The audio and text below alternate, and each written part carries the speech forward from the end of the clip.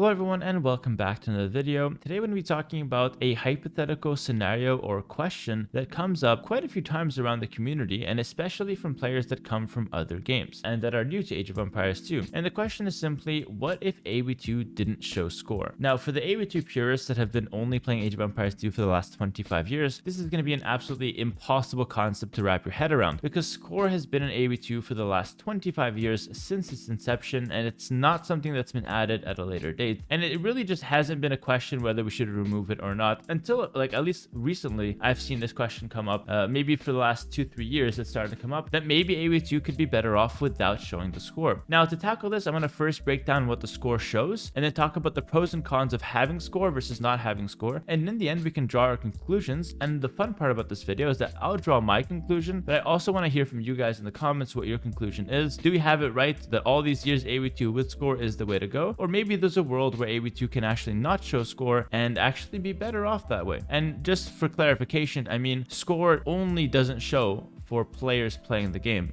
Spectators, watching will see the score because that's going to help just the watching experience in general. That will not change. And this is obviously similar to Age of Empires 4 that has this exact layout. It doesn't show the score in game to the players, but the watchers and the spectators will be able to see the score very easily like normal. Okay, so number one, let's first talk about what score means and how is it calculated? Like, what information do you get out of the score? Well, as it turns out, the total score is actually what you're seeing in game. You start with a very low amount, and as you progress and develop, especially as you rank through the ages, you get more and more score. And it turns out this total score is calculated from 4 parts: military, economy, technology, and society. Without going too deep into them, military is basically how many units you have and also how many units you've killed. And also, if you lose units, you tend to lose military score as well. Economy is how many resources that you've gathered over the course of the game. Technology is how many techs you've researched and all that. And society is simply how many town centers you have, how many castles, how many wonders, the big buildings, basically what society is made up of. So those 4 categories make up total score. Now, total score is the only information you have available in game, so you don't know exactly where your score or where the enemy's score is coming from. However, if you play this game for long enough, like myself and others around me that have played for even longer, you'll start to develop methods in where you can actually read what your enemy is doing based on his score alone. And the score ends up being a very nice clue, or gives you a few hints as to what your opponent is doing, even if he's fully walled and you can't scout his base. And I'll give you guys a couple examples so you can understand what I'm saying. Number one, military score tends to rise way faster than economic score. This is because building a military is usually very fast, and the payback in terms of score compared to making the military is instant. Economy, you need to make villagers, and then those villagers have to gather res over time. Whereas military, all you have to do is make the unit, and as soon as it's out, you get military score. So if my opponent is fully walled and I see his score rising very quickly, I could assume that he's behind these walls preparing a lot of military and maybe even preparing to launch an all-out push. Whereas if he's going for full walls into economy, his score will start out rising very slowly and then will suddenly start rising faster and faster as his economy is developing, as he's starting to pick up technologies later on. So as you can see, in the same scenario, my opponent is full walled, I have no other information. The score is actually helping me understand what he's going for, and I don't have any other information besides this. Obviously, this is a huge advantage to the guy that's not playing behind walls, and it kind of takes a little bit of surprise factor away from the guy that has walls. And this is definitely part of the discussion. Like, should we have score give clues to the players, or should we not have score to make the game all about scouting and you get no information besides this? And it's very interesting. Like, for example, we have a couple other things that the game just instinctively gives us as far as information. Like, number one, you get to see your opponent advancing to the next age without scouting him. It just gives you a notification. And number two, it also just tells you your opponent's civ from the start of the game. I've always found it to be an interesting idea, and this is maybe topic for another video, but I found it an interesting idea that maybe we don't know our opponent's civ without scouting him first. This makes early rushes and scouting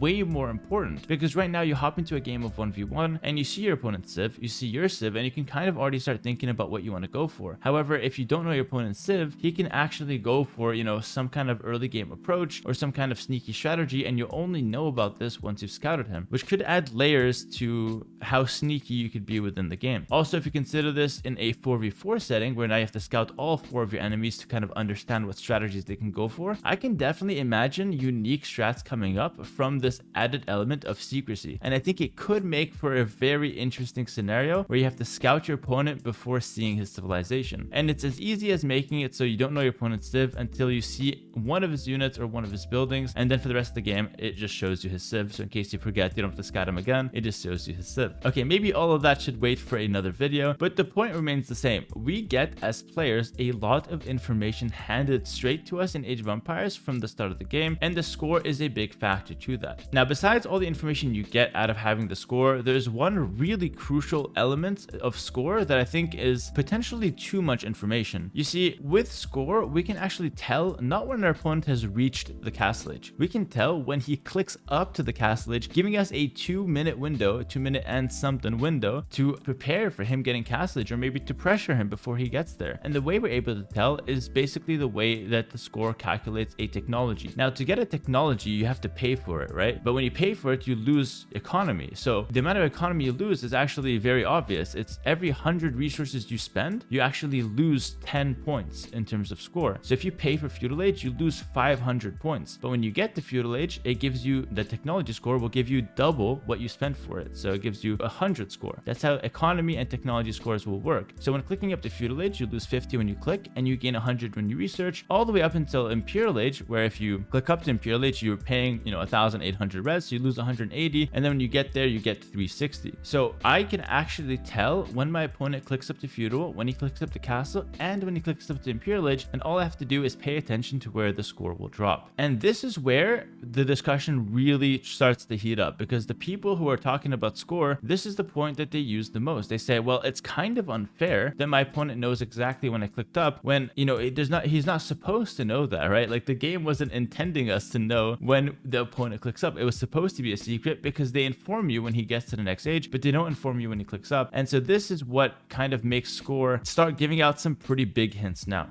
Now, it is worth mentioning that you could manipulate this, some high-level manipulation strategies. It is theoretically possible to queue 10 villagers one shot in Dark Age to drop your score by 50 points. And if your opponent is paying attention, he might think you clicked up early because of this. And then you can simply just cancel your villagers later slowly so you regain that score in a natural way. So you could fool your opponent into thinking, you clicked up when you didn't, but this is some high-level nonsense that basically has no practicality in the real world. So it is safe to assume that if your opponent is paying attention, the score will actually give away when you clicked up to every single age, which is a lot of information to hand out for free. And again, this requires no scouting. The score is always present. Some other examples of information being handed out comes from the scouting score. When your opponent has a lot of score early, you can safely assume that he's scouting you and not luring deer. And this is just one of those examples where, again, without scouting yourself, you can basically just tell what your opponent's going for. Furthermore, you can also tell if early aggression is coming, if you guys are doing the same amount of scouting around, and then he randomly just has a little bit more score, or a significant amount more score in Dark Age. You can basically assume that while you've clicked up, he spent his resources on a militia rush, and so sometimes the score can give away early aggression as well. So now the score is giving away when your opponent clicks up. The score is giving away, some other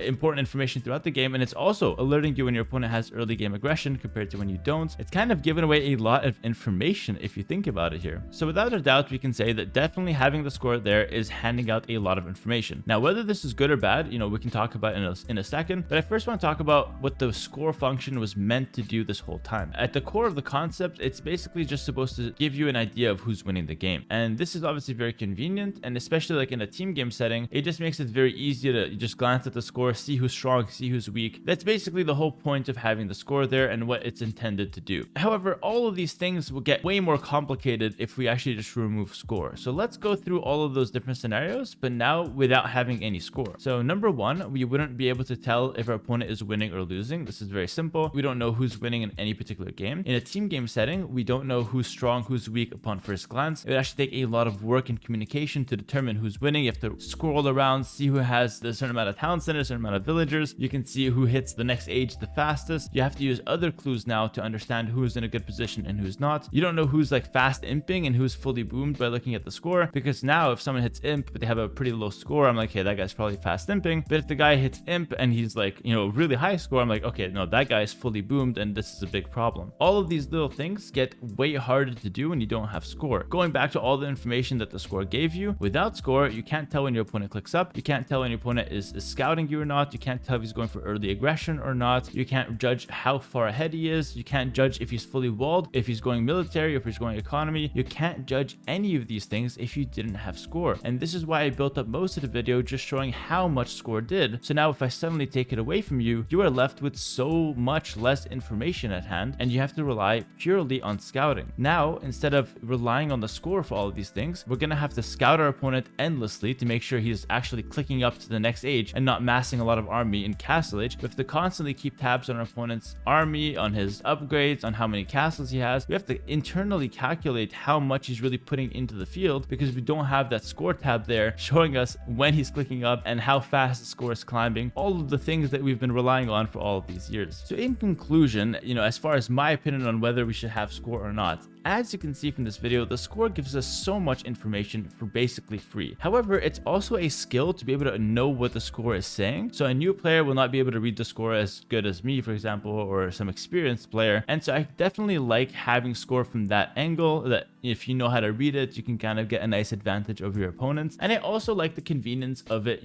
just helping you out when you don't really have other ways of gathering information. It kind of makes the game a little bit more fair, makes the game a little bit more balanced, in the sense that your opponent can't just like go all in and you have no way to know about it if you don't scout it. It kind of makes the game a little bit more strategical and a little bit less about surprise and secrecy, which feels okay to me. I don't have a problem with that at the core. On the other hand, if you take away score, I feel like players would get rewarded a lot more for their creativity. It would give a lot more angle for different strategies, different surprise tactics to work. Little things like having units garrisoned into a building and your opponent just doesn't know how many you have in there, and he doesn't know if you just spam 5 stables in your opponent's base or in the middle of the map and you start putting units in them. He doesn't know if you're going to put just a few units and then click up, or if you're going to just spam like 10-15 units out of each stable and then come out one shot with 50 knights instead of clicking up to Imperial Age. All of these little like sneaky tactics will be a lot easier to pull off and a lot more fruitful if you have no score. So at this point, I'm honestly conflicted as to which one I like more. Score makes the game fairer, it makes the game a little bit more strategic, it gives you the opportunity to read the game, and no score makes the game more chaotic, more secret oriented, more scouting oriented, and